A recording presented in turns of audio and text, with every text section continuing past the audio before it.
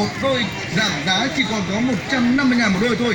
250.000 một đôi, giảm giá chỉ còn có 150.000 một đôi giày da nam nữ nào quý vị. Xin mời quý vị và các bạn khẩn trương tập trung đến đây cùng nhau tham quan mua sắm. Chúng tôi đang xả hàng cực độ cho quý vị và các bạn cùng tham quan mua sắm ngay lúc này. 250.000 một đôi.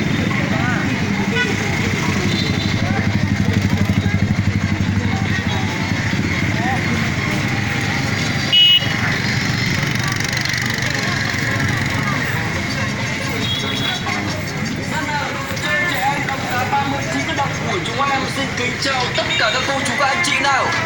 Nào, xin kính mời tất cả các cô chú và anh chị chúng ta vào xem mua lựa và chọn đi nào. Vâng, xem mua lựa và chọn đi nào.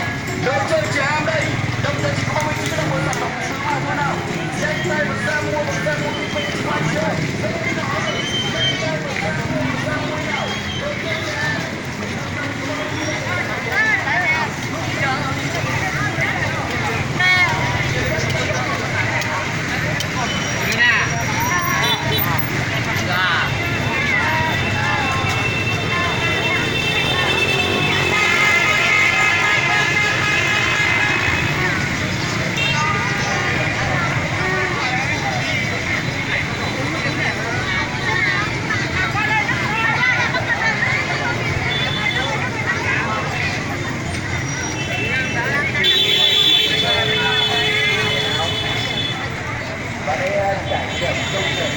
Áo thì lấy ảnh từ điện thoại ra lấy đi được luôn.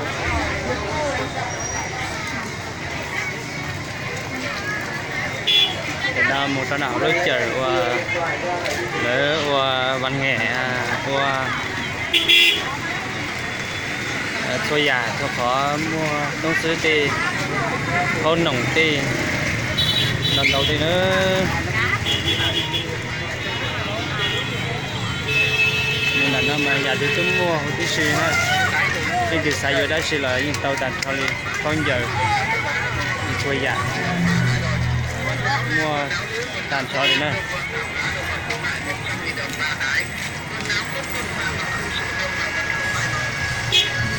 cái này nó chỉ là tàu nữa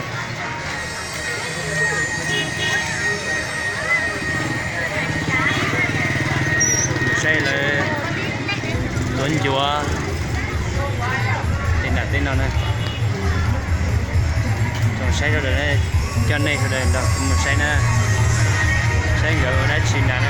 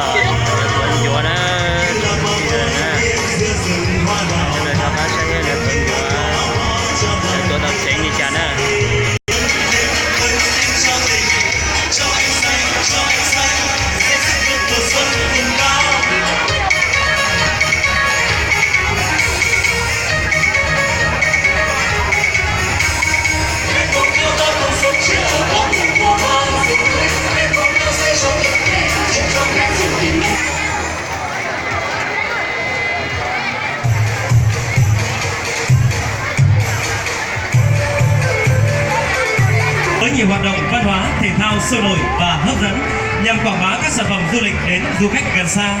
Năm 2019 đánh dấu kỷ niệm 74 năm ngày Cách mạng tháng 8 và Quốc khánh mùng 2 tháng 9, 50 năm thực hiện di chúc của Bác.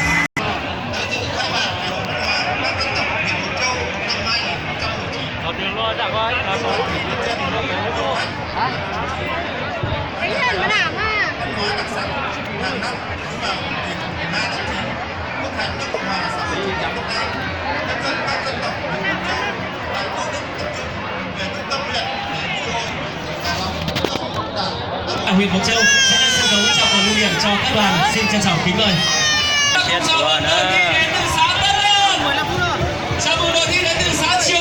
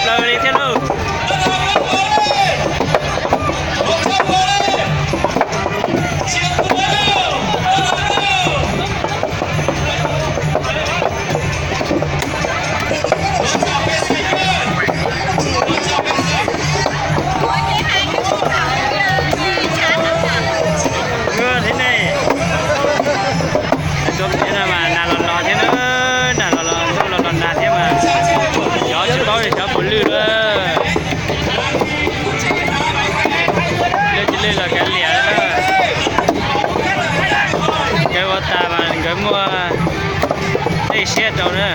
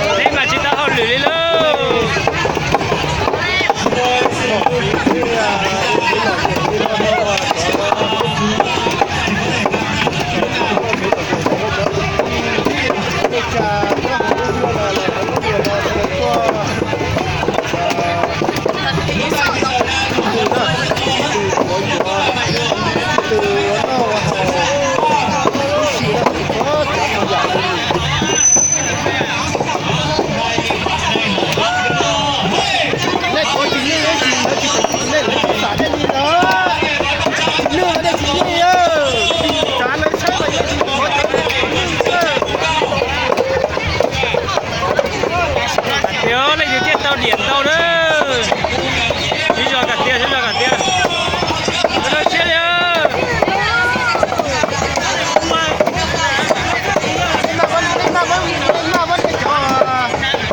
có trời đấy mà có trời chỉ nó chạy té vào xe nữa chỉ đến xe ấy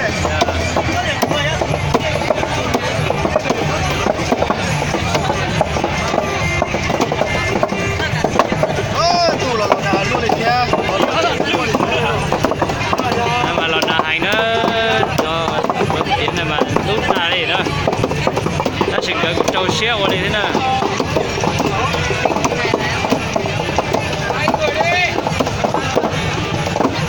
chúng tôi cũng đề nghị các đội thi phần thi trình bày ẩm thực chúng ta cũng sẵn sàng.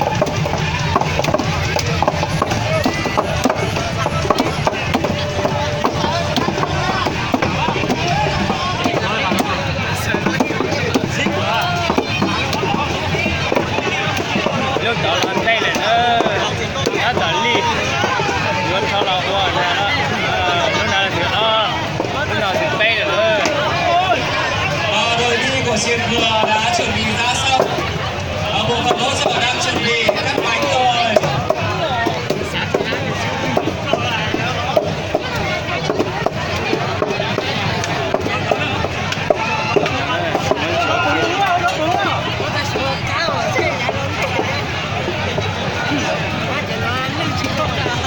là cái làm đây là chỉ còn chậu á là ua sẽ là từ chỗ lư là sai là từ chỗ lư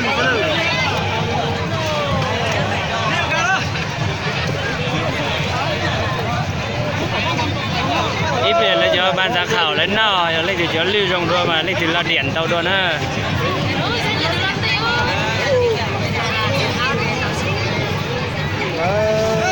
Các đội thi đã gần hoàn thành xong phần bánh dày của mình và các đội thi đã được chia phần bánh của chiếc lá. Các đội là thực hiện của chính phủ Bộ Tài nguyên Môi trường là nói không với rác thải nhựa. Thì những chiếc bánh này được gói vào những chiếc lá chuối thơm ngon, chuối rừng Tây Bắc. Và bánh này rất ngon ạ, tôi đã thử rồi ạ. Quý vị khán giả có muốn thưởng thức không ạ?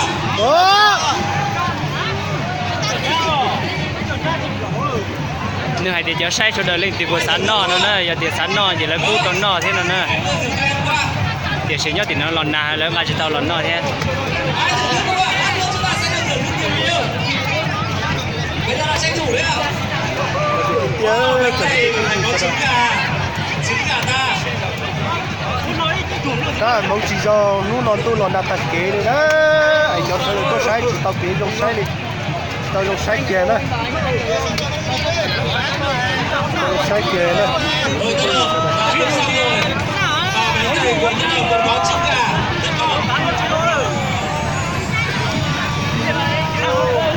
Chúng tôi xin mời quý vị đại biểu, sau khi tham quan các trại, chúng ta sẽ cùng thưởng thức món bánh dày của những chàng trai nhân cao. lúc đó nào mà chỉ chuẩn lư nữa Ô, ban giám cố. ta chỉ là tàu cố điện cho ít để xe Buổi chào phát dành ngày hội nữa. Cảm ơn bà con đã về với ngày hội năm nay. nó là bể mà ở ta này nữa lúc nào tàu cá xưa Bên này đang muốn tiếp tục cái này đúng không?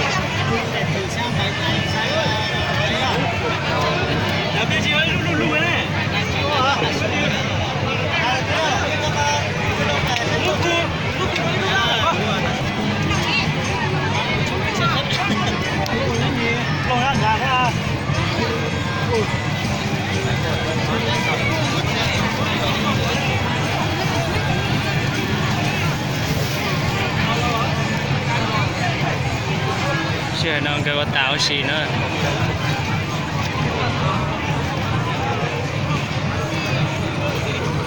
Và bây giờ thì xin mời các đồng chí trọng tài của nhà tổ chức chúng ta sẽ hướng dẫn các đội để chuẩn bị cho phần chấm điểm của mình.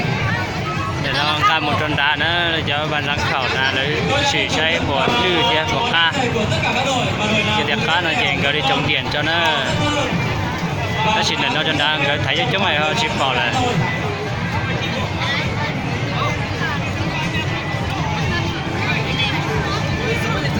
chúng tôi xin mời đội trọng tài sẽ đến trận của đội thị xã Tân Lập.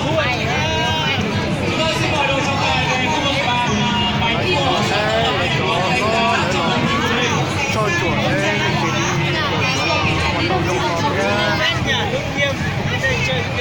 qua tàu lúc cuối cùng kia qua tàu đi rồi đấy